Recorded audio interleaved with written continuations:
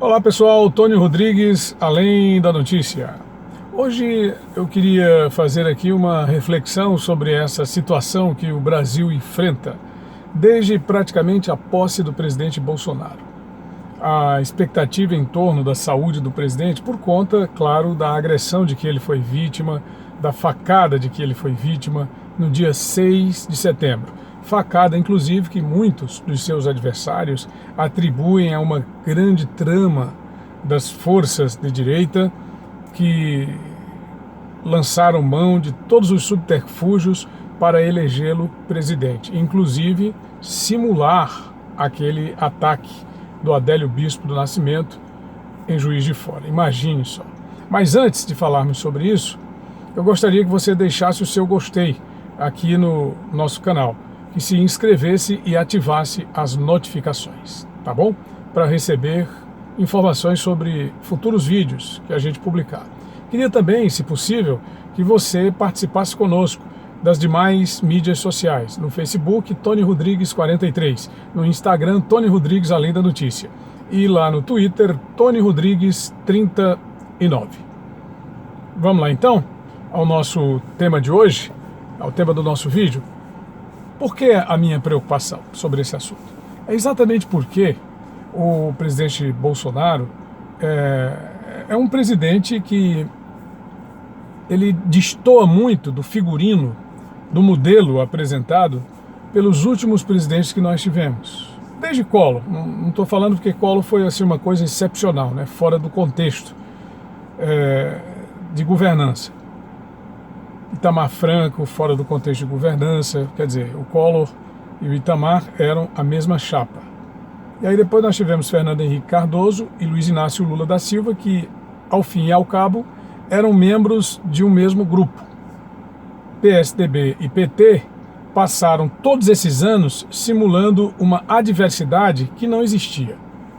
Já o presidente Bolsonaro é um adversário real desses grupos e foi vítima desse atentado no dia 6 de setembro, à tarde, em Juiz de Fora, Minas Gerais, durante a campanha para a presidência da República. Até hoje não se sabe o porquê esse homem fez isso.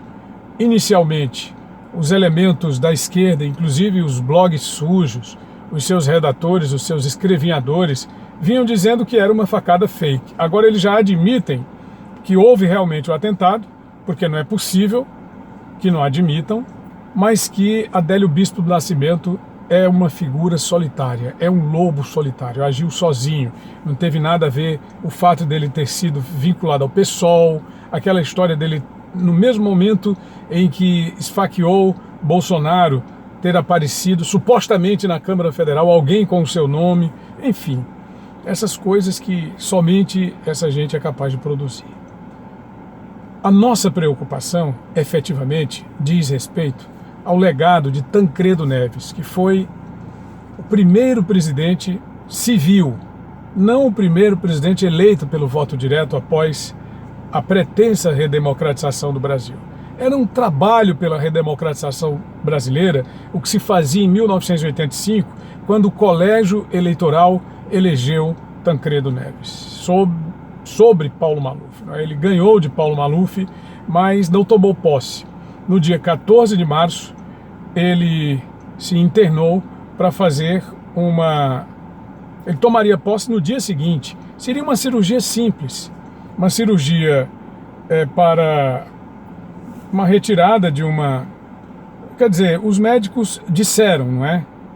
Que seria simples, mas enfim, não foi. Ele foi submetido ao procedimento cirúrgico. No dia seguinte ficou combinado que o presidente Sarney, vice-presidente, tomaria posse, mas que ele, Tancredo, logo voltaria. E não voltou. Ele sofreu durante 37 dias, do dia 14 de março até o dia 21 de abril. Uma coisa tenebrosa, uma coisa triste. Então é preciso que a gente vigie, é preciso que a gente tenha todos os cuidados possíveis, todas as cautelas necessárias para evitar que se repita esse drama, não é? O que aconteceu ali? Primeiro, não havia úlcera estrangulada, ou se houvesse, Não foi isso que causou a morte do presidente Tancredo. O que causou a morte do presidente Tancredo foi toda uma conjuntura de negligência, toda uma loucura estabelecida no sistema brasileiro naquele momento.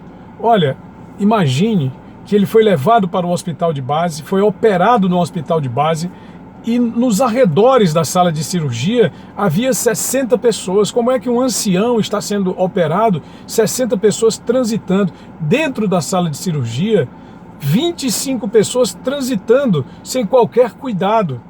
Quer dizer, era um ambiente para uma infestação de bactérias, de vírus, de tudo que era necessário para provocar a morte daquele paciente.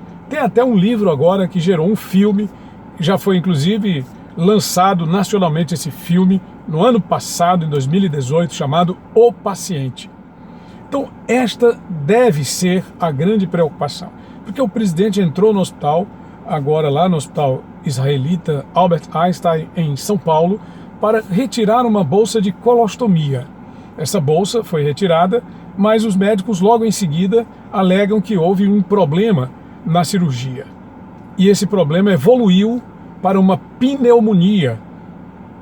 E todos os dias a gente vê fotografias publicadas pelo filho do presidente, Carlos Bolsonaro, e boletim médico com pessoas, declarações estapafúrdias da oposição, boletim médico com pessoas que não são médicos, um porta-voz, suposto porta-voz, esclarecendo, sem saber esclarecer, porque no tempo do Tancredo havia o Antônio Brito, que era um jornalista profissional, ele trazia o boletim médico assinado pelos médicos para ler perante as câmeras de televisão, aos microfones de rádio.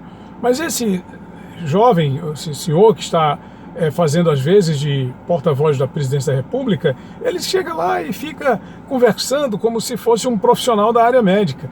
E aí termina gerando mais dúvidas, termina gerando uma situação ainda mais vexatória para nós outros, que precisamos de informações claras, digo o Brasil de um modo geral, porque a gente sabe que ele está num hospital de excelentes requisitos e que ele tem a segurança médica, existe ali todas as condições para que ele seja bem tratado.